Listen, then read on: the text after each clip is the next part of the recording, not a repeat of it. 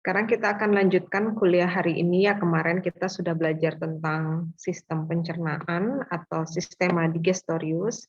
Sekarang kita akan membahas mengenai sistema urinari dan juga genitalia maskulina ya.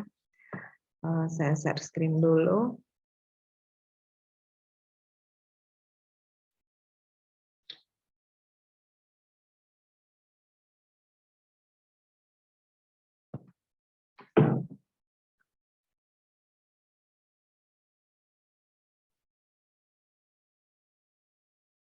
Oke, sekarang kita mulai ya terkait dengan sistema urinaria dan juga genitalia maskulina ya. Ini adalah learning objective kita kali ini, jadi kalian dapat mendeskripsikan atau menganalisis mengenai anatomi dan juga fungsi dari ren atau ginjal, kemudian anatomi dan fungsi dari traktus urinarius, serta anatomi dan fungsi dari sistema genitalia maskulina. Ya, ini adalah gambaran umum dari sistema urinaria ya. Jadi sebenarnya kan nama sistemnya itu adalah sistema urogenital, begitu ya. Jadi itu terdiri dari dua sistema, yaitu sistema urinaria dan sistema genitalia.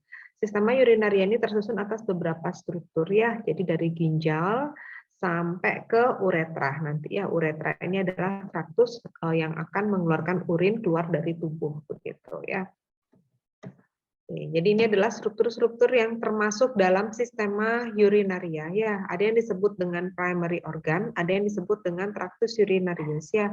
Ren itu adalah primary organ dari sistema urinarium karena ren itu berfungsi untuk menghasilkan urin begitu ya dan membuang hasil-hasil sisa metabolit gitu ya melalui urin melalui proses filtrasi yang ada di ren.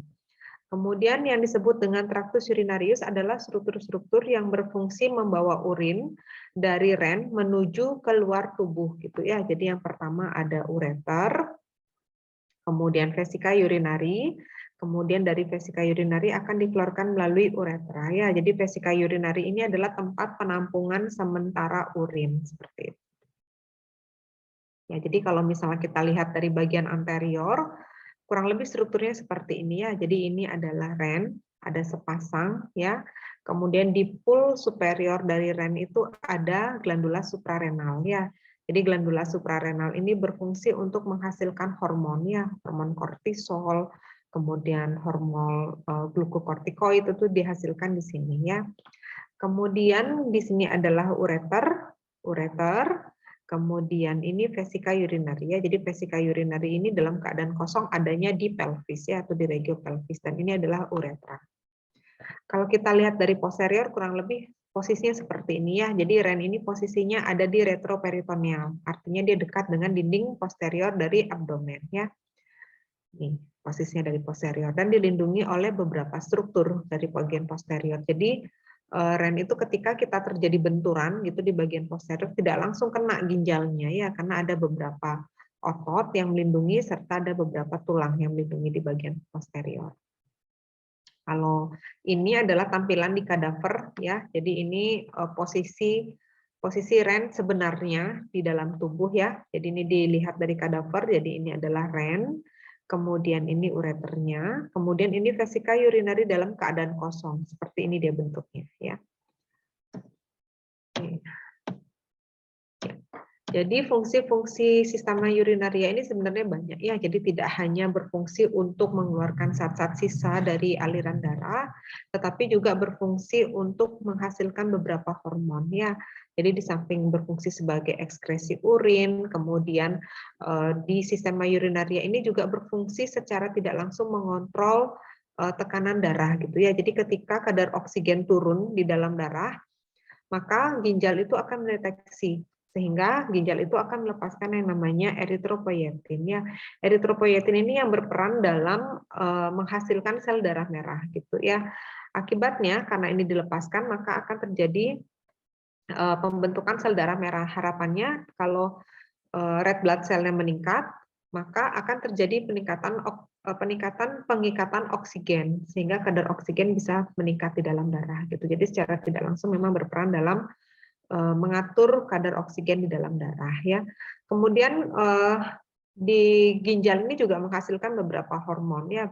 Jadi itu juga hormon-hormon tersebut berperan dalam mengatur tekanan darah gitu ya. Itu beberapa fungsi dari sistema urinaria. Kita mulai dari ren atau ginjal. Jadi ren ini posisinya retroperitoneal ya, dekat sekali dengan dinding posterior abdomen ya. Jadi langsung berada di anterior dari dinding posterior abdomen. Di bagian anteriornya ini dilapisi oleh peritoneum ya. Jadi hanya bagian anteriornya saja yang dilapisi oleh peritoneum, sedangkan bagian posteriornya tidak. Bagian posteriornya akan berdekatan langsung dengan muskulus-muskulus dan juga tulang yang ada di bagian posterior. Kalau kita lihat dari bagian di gambar, kalian bisa melihat di mana ren bagian dexter itu dia posisinya lebih rendah dibandingkan dengan yang sinistra ya. Jadi lebih rendahnya sekitar 2 cm.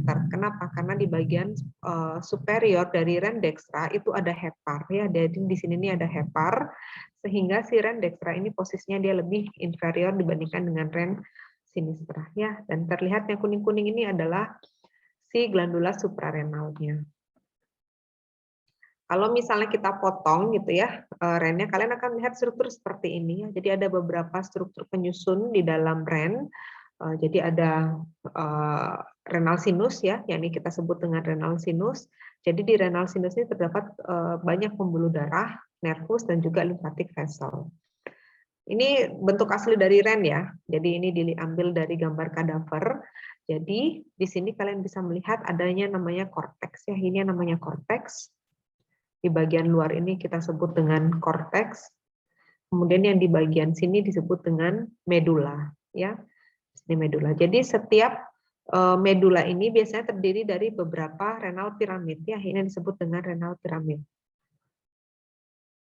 Ini disebut dengan renal piramid ya. Ini renal piramid yang bentuknya seperti piramid.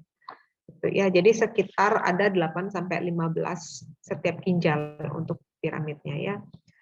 Oke, kemudian yang disebut dengan basis adalah bagian ini ya. Ini adalah basis dari piramid, sedangkan bagian yang meruncing di bagian dekat dengan renal sinus ini disebut dengan apex ya. Jadi di bagian apex ini akan berlanjut dengan papilla renalis ya. Jadi urin itu akan dihasilkan di sini ya, di bagian korteks dan juga di bagian medula.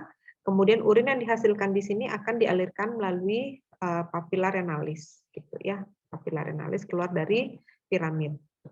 Ini gambarnya ya. Jadi dari renal piramid tadi itu akan dikeluarkan melalui renal papilla. Kemudian dari renal papilla ini akan dibawa ke kalix minor. Ya, ini kalix minor, kalix minor, kalix minor, kalix minor. Dari kalix minor ini nanti akan dibawa ke kalix mayor. Ini disebut kalix mayor. Kemudian dari kalix mayor itu baru akan bermuara ke pelvis renalis, begitu ya. Jadi setiap ren itu akan tersusun atas kalix mayor, kalix minor, dan juga renal pelvis gitu ya. Jadi ada beberapa kalix minor bermuara pada satu kalix mayor, kemudian ada sekitar 2 sampai 3 kalix mayor akan bermuara pada satu renal pelvis begitu ya. Kemudian ada juga yang disebut dengan lobus renalis ya. Kalau lobus renalis ini yang kita sebut dengan renal lobe ya. Jadi si piramid ditambah dengan si korteks ya. Jadi segini kita sebut dengan lobus renalis ya. Kalau piramidnya kan hanya segini saja ya. Sedangkan kalau lobus renalisnya segini gitu ya. Oke. Nah, ini lebih gede gambarnya ya. Jadi yang ini kita sebut dengan lobus renalis segini. Kemudian ini kita sebut dengan renal pelvis ya. Jadi bagian ini kita sebut dengan korteks. Nah, kemudian yang bagian yang ada piramid-piramidnya ini kita sebut dengan renal medullary ya. Oke, ini yang disebut dengan ini ya, pelvis renalis. Kemudian ini adalah kalix mayor. Ini kalix mayor ya, yang ini disebut dengan kalix minor ya. Sekarang kita lanjut ke struktur yang ada di bagian medula dan korteks ya. Ada yang namanya nepron ya.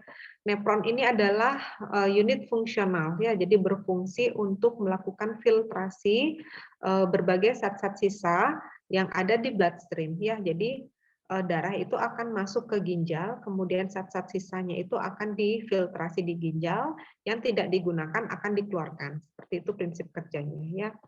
Jadi nefron ini tersusun atas beberapa struktur. Ada yang namanya renal corpuscle ya atau renal corpusculum renalis. Corpusculum renalis ini terdiri dari glomerulus yang ini, kemudian dan juga kapsula Bowman ya.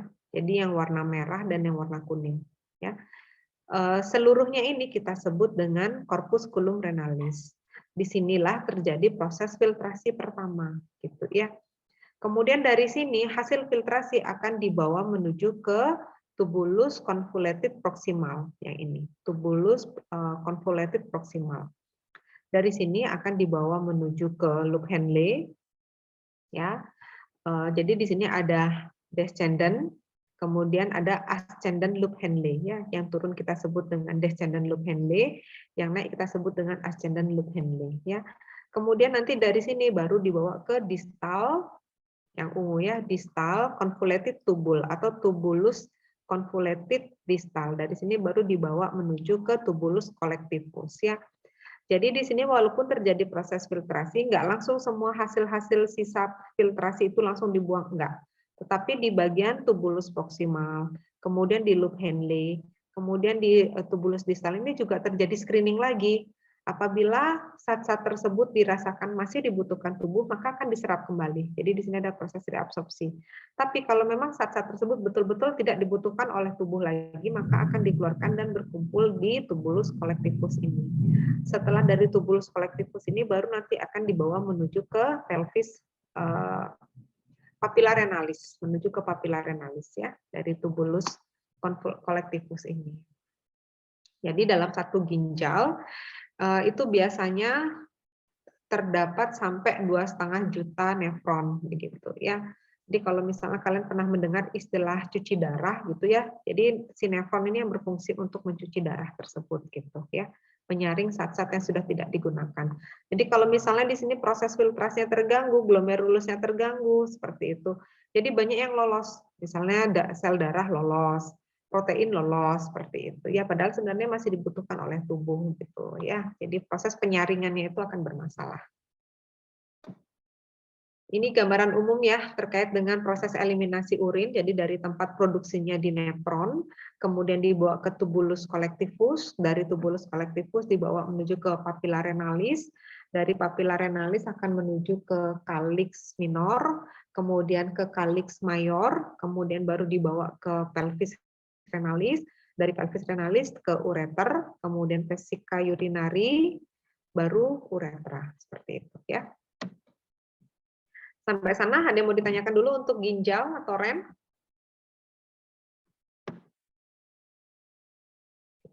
Jelas ya?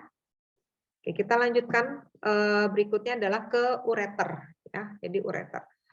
Ureter ini panjangnya sekitar 25 sampai 30 cm ya. Jadi di sini dindingnya tersusun atas muskulus-muskulus begitu ya. Fungsi dari ureter ini adalah membawa urin dari vesica urinari menuju ke membawa urin dari ren menuju ke vesica urinaria begitu ya. Nah, kemudian si ureter ini akan dibagi menjadi dua bagian ya, ada pars abdominal, pars abdominalis dan pars pelvica ya. Jadi patokannya adalah ketika melewati percabangan dari arteri iliaca communis ya. Jadi di sini batasnya. Dari sini ke superior kita sebut dengan pars abdominalis, dari sini ke inferior kita sebut dengan pars pelvica ya. Yang ureter pars abdominalis ini jalannya ke arah inferior, berada di anterior dari musculus psoas major ya. Jadi ini musculus psoas major ya. Ada di anterior musculus psoas major. Kemudian di pars abdominalis ya, setelah melewati percabangan dari arteri iliaca communis ini disebut dengan arteri iliaca communis ya. Jadi arteri iliaca communis ini akan bercabang menjadi dua, yang eksterna dan juga yang interna ya. Jadi ketika melewati percabangan tersebut kita masuk ke pars pelvica ya. Jadi si ureter ini akan berjalan ke arah inferior, kemudian nanti berbelok ke arah medial, kemudian ke arah posterior ya. Nanti masuknya di angulus lateralis bagian superior dari vesica urinari ya. Tapi si ureter ini ketika masuk ke vesica urinari jadi nggak langsung masuk. Jadi si ureter ini akan berjalan secara oblik dulu di dalam dinding vesika urinari seperti itu ya.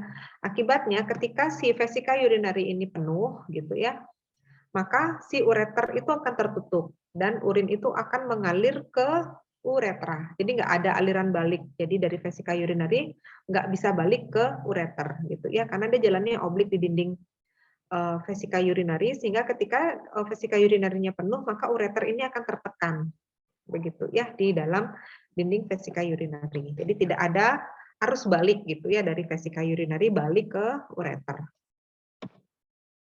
Kemudian kita masuk ke vesika urinari. Vesika urinari ini posisinya di posterior dari simfisis pubis ya. Ini adalah simfisis pubis. Jadi ini adalah si vesika urinari ya. Jadi vesika urinari ini sebenarnya bentuknya bervariasi ya. Jadi tergantung apakah isi, apakah dalam keadaan kosong gitu ya. Jadi kalau misalnya dalam keadaan kosong, vesika urinari itu posisinya di pelvis. Tapi kalau misalnya dalam keadaan isi bisa sampai di pertengahan antara umbilikus dan juga simfisis pubis. Atau bahkan kalau penuh sekali pada kasus-kasus retensi urin yang tidak bisa buang air kecil gitu ya, retensi urin istilahnya, itu bisa sampai di umbilikus dan itu sangat nyeri luar biasa kalau misalnya terjadi retensi urin sampai ke umbilikus ya. Tapi ingat kalau dalam keadaan kosong itu vesika urinary adalah organ yang berada di pelvis gitu ya. Oke, ini posisi bentuk dari vesika urinary. Jadi ada bagian apex. Bagian apexnya ini adalah yang di bagian anterior yang berdekatan dengan simfisis pubis. Kemudian yang di bagian posterior atau fasies posterior disebut juga dengan basis. Kemudian yang di inferior adalah kolum. Kemudian punya beberapa surface ya, ada bagian superior, kemudian inferior lateralnya 2 dan bagian posterior ya. Jadi ini adalah ureter ketika masuk di vesika urinary ya. Jadi masuknya di angulus lateralis bagian superior masuk. Kalau misalnya kita lihat ke interior, ke bagian dalam dari vesika urinary, kalian akan melihat struktur seperti ini ya. Jadi ada bagian yang ada rugenya, ya berjonjot-jonjot, ada bagian yang halus ya. Kenapa bisa ada ruge? Karena ini akan memfasilitasi vesika urinary untuk mengembang ketika terisi oleh urin, gitu ya. Jadi si ruge ini yang akan memperlebar permukaannya. Sedangkan kalau yang bagian halus ini karena dia memang secara embriologinya asalnya beda antara yang ini dan juga yang ada ruge-rugenya ini. Nah ini adalah muara dari uretra, ya ostium ureter. Jadi ostium ureter ini ada 2, kemudian ada 1 ostium untuk uretra. Sehingga karena dia bentuknya seperti segitiga, disebut dengan trigonum vesica urinaria. Ya. Segitiga disebut dengan trigonum vesica urinaria. Dan trigonum vesica urinaria ini halus, tidak ada ruge. Ya.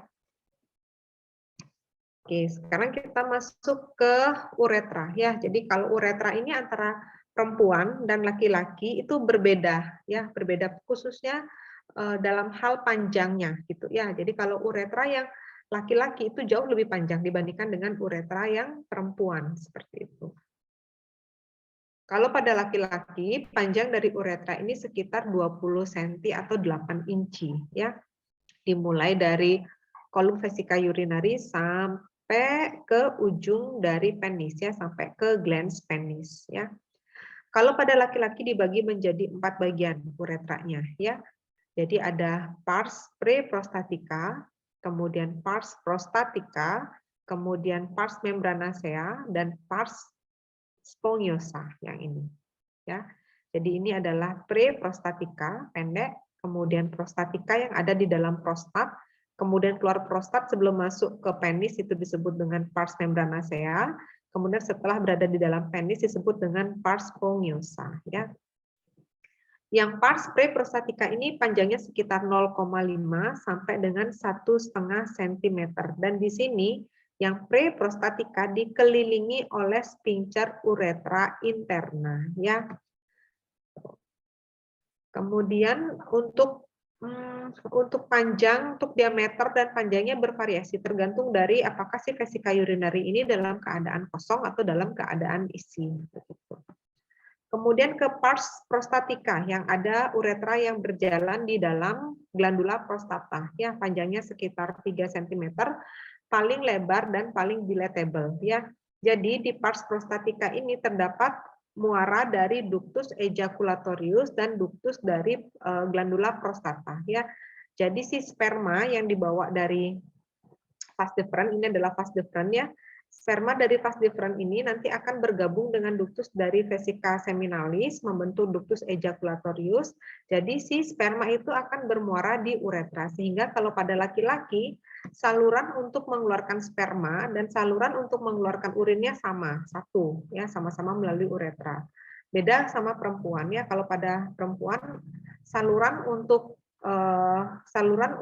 ovum itu berbeda dengan saluran untuk urin gitu ya. Jadi terdapat dua saluran. Kalau pada laki-laki antara saluran untuk reproduksi dan saluran untuk urinarinya sama gitu ya. Karena muara dari sperma itu ada di pars prostatica uretra. Kemudian yang ini keluar dari pars prostatica ada pars membranacea ya. Sebentar ya, Dek. Tunggu sebentar.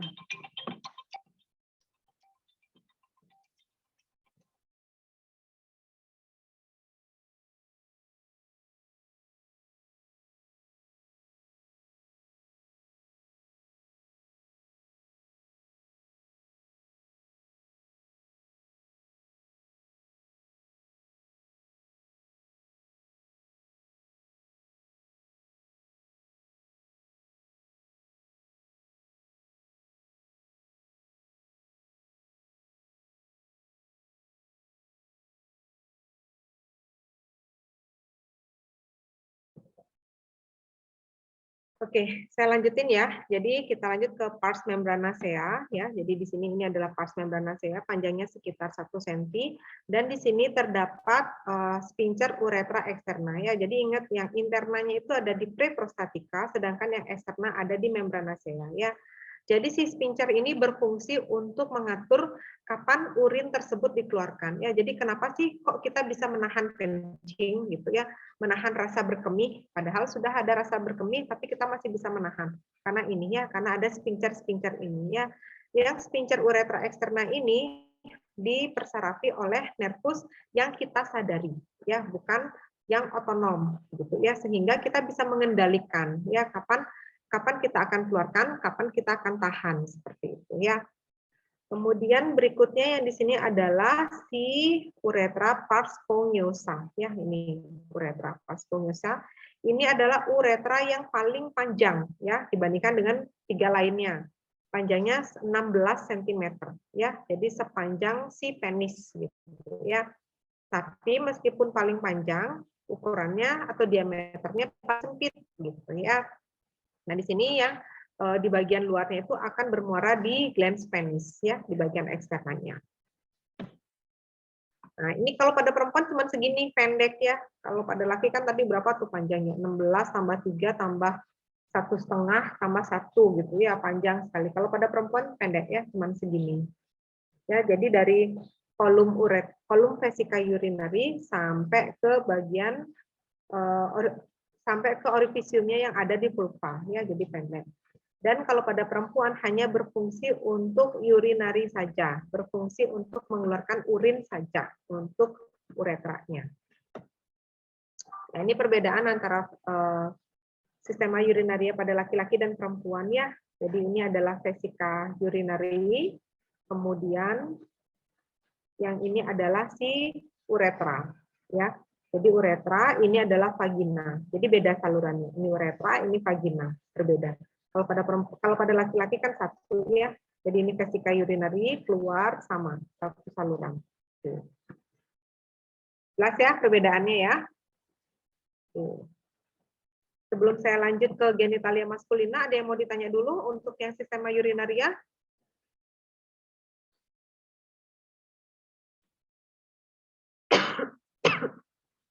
Oke, kalau belum saya lanjutkan ya. Kita lanjut ke genitalia maskulina ya, atau sistem genital pada laki-laki gitu ya. Kalau sistema genitalia itu ada yang kita sebut dengan primary sex organ, ada yang kita sebut dengan aksesoria sex organ. Yang primary sex organ itu adalah si gonad, ya. Kalau pada laki-laki yaitu testis, ya, karena testis ini yang akan menghasilkan sperma. Kalau pada perempuan yang kita sebut dengan primary sex organ itu adalah ovarium, karena ovum itu atau oosit dihasilkan di ovarium, gitu ya. Sedangkan kalau untuk aksesoria sex organ ini adalah glandula ataupun ductus yang berperan dalam sistem reproduksi, gitu ya. Dibagi menjadi dua, ada yang eksterna dan ada yang interna. Prinsipnya, yang eksterna itu adalah struktur-struktur yang dapat dilihat dari luar, ya, itu eksterna. Kalau interna adalah struktur-struktur yang tidak bisa dilihat dari luar. Jadi kalau pada laki-laki yang bisa dilihat dari luar kan penis, skrotum, gitu ya. Jadi itu yang kita sebut dengan organa genitalia maskulina eksterna. Ya, jadi kalau pada laki cuma ada dua, yaitu skrotum dan penis. Sisanya adalah sisanya itu adalah organa genitalia maskulina interna. Oke, kita mulai dari yang interna dulu, ya. Yang pertama adalah testis, ya. Testis ini posisinya ada di dalam skrotum, ya, kantongnya itu kita sebut dengan skrotum, sedangkan yang dalamnya ini kita sebut dengan testis, ya. Jadi testis ini awal perkembangannya ketika masih masa dalam kandungan itu ada di abdomen.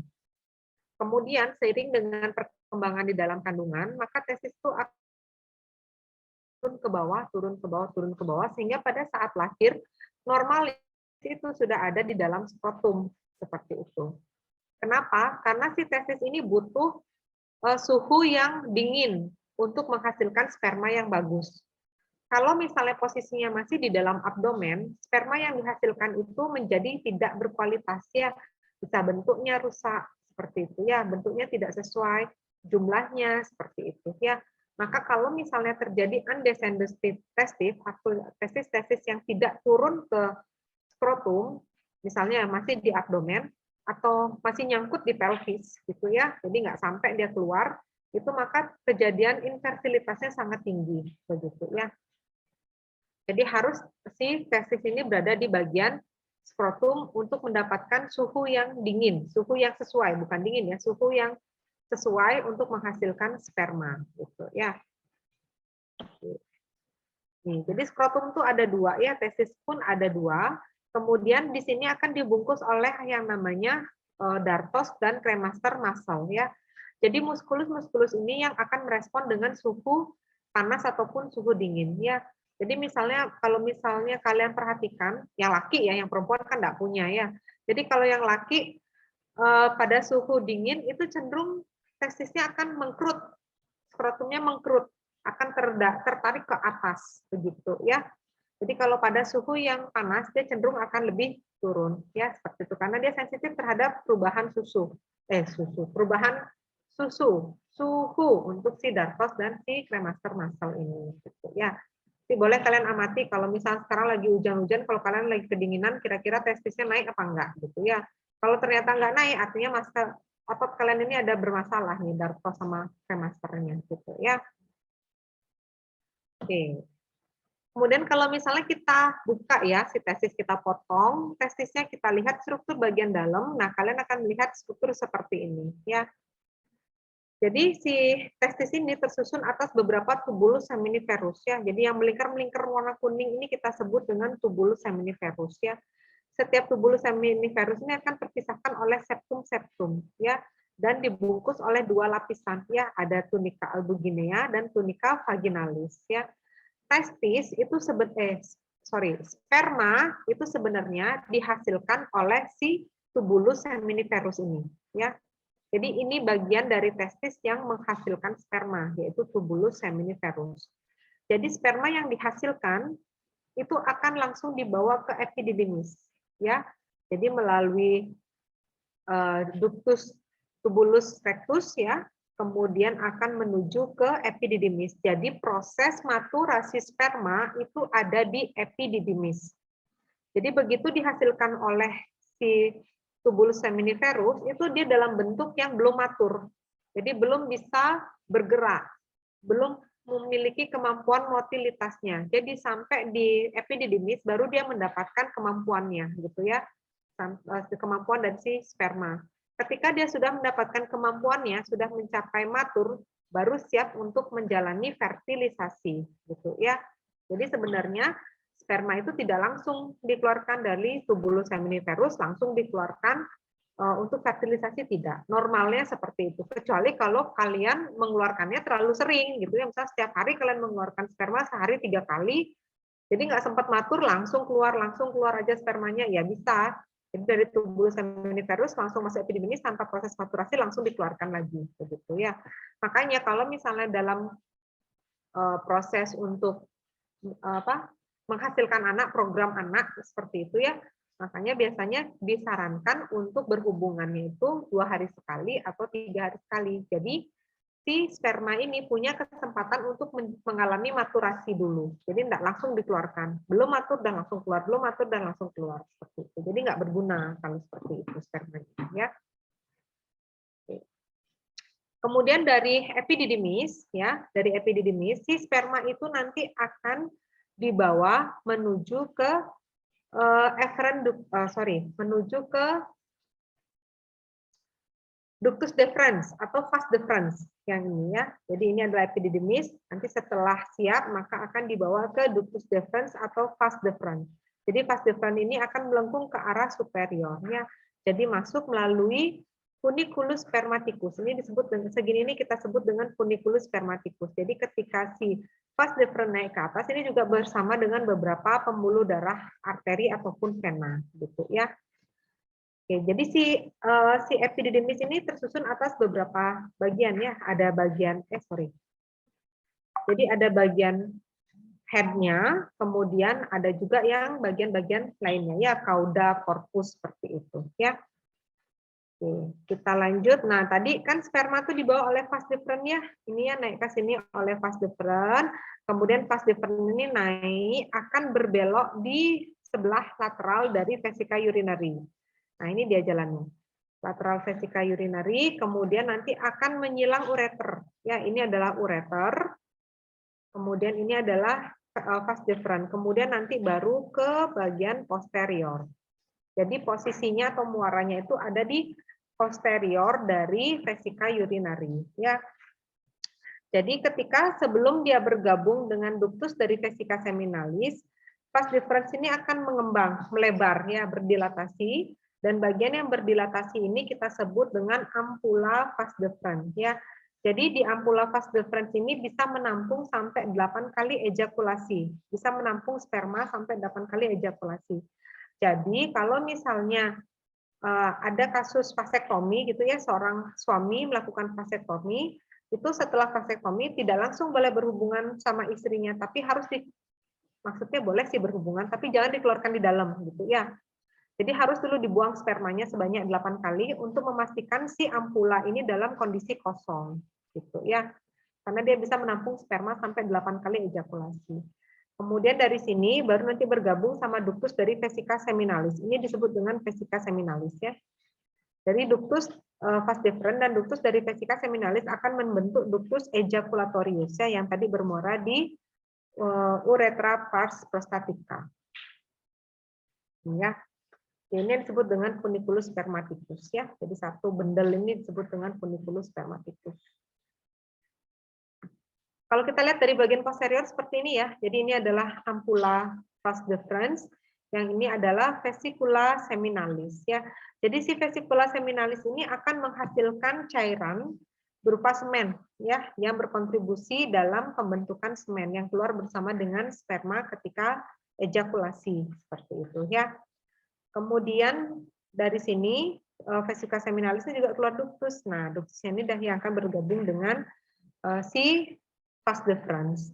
Kemudian di sini juga ada yang namanya glandula bulbouretralis ya. Glandula bulbouretralis ini juga berfungsi untuk menghasilkan mukus ya, sekret mukus.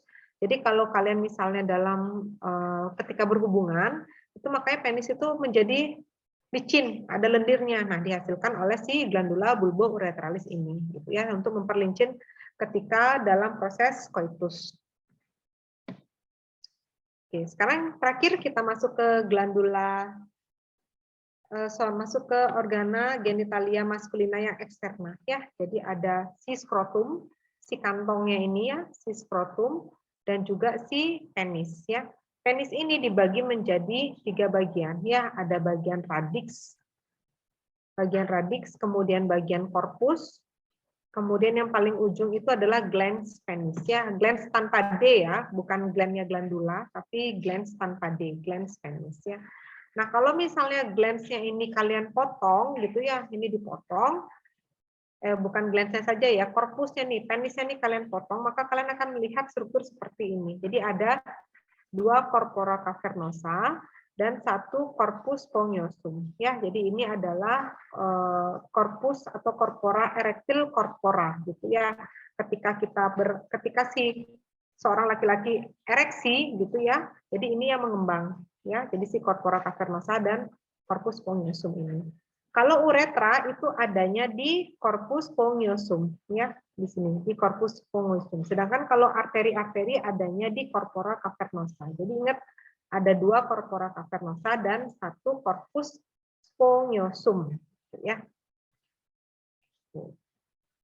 Ini referensi yang saya gunakan. Nanti kalian bisa baca-baca lagi. Ada yang mau ditanyakan untuk sistema urinaria dan juga glandula dan juga organ genitalia maskulina?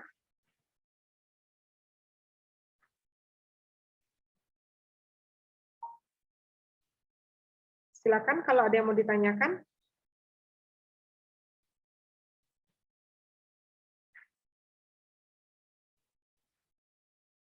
Sudah jelas? Sudah ada pertanyaan? Cukup ya? Cukup nggak?